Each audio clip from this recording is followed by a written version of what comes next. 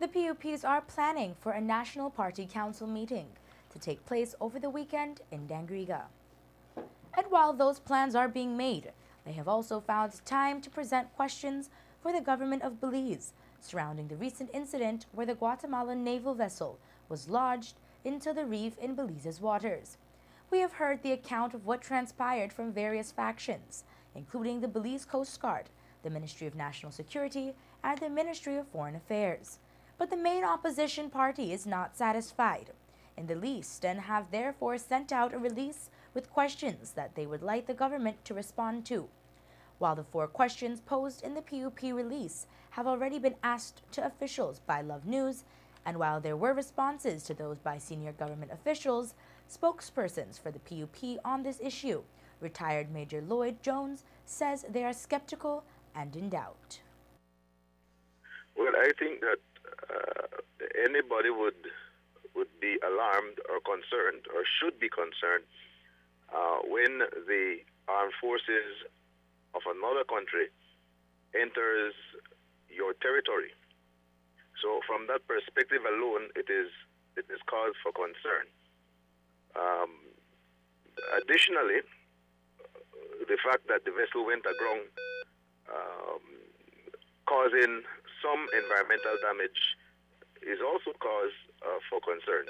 I think that from the PUP's perspective, the story coming out of the Ministry of National Security has done very little to allay the fears that there might be something amiss with the entire event.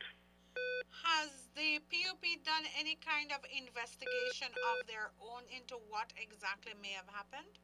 Well, as you can imagine, the officials are extremely tight-lipped, trying to get their narrative straight. But for some time now, those people, particularly the fisher folks down south, have been saying that the Guatemalan Navy has been providing some kind of escort service to fishermen when they come into our territorial waters.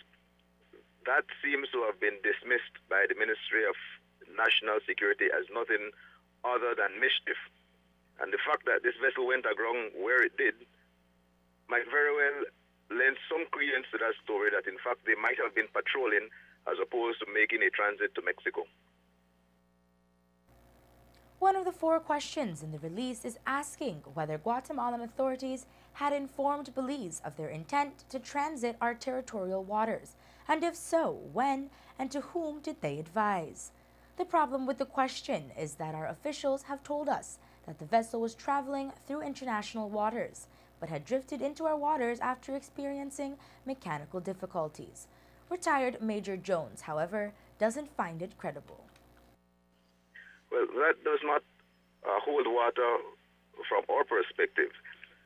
If, in fact, the Guatemalans were in international waters, that would put them 12 nautical miles east of where they went aground.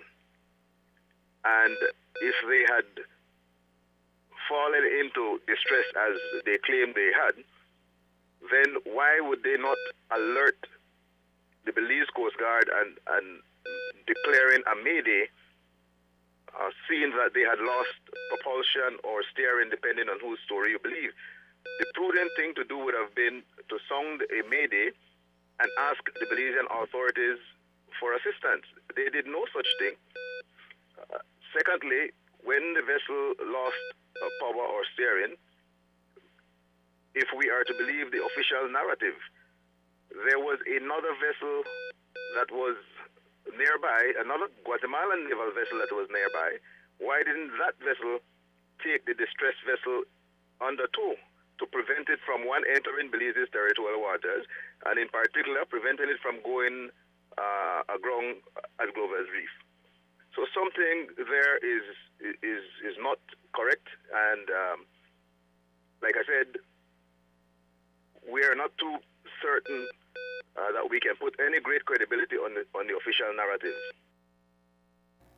Questions 3 and 4 in the PUP release questions the entry of another Guatemalan vessel that came to aid the vessel in distress, as well as the repercussions to the Guatemalan military for damages caused.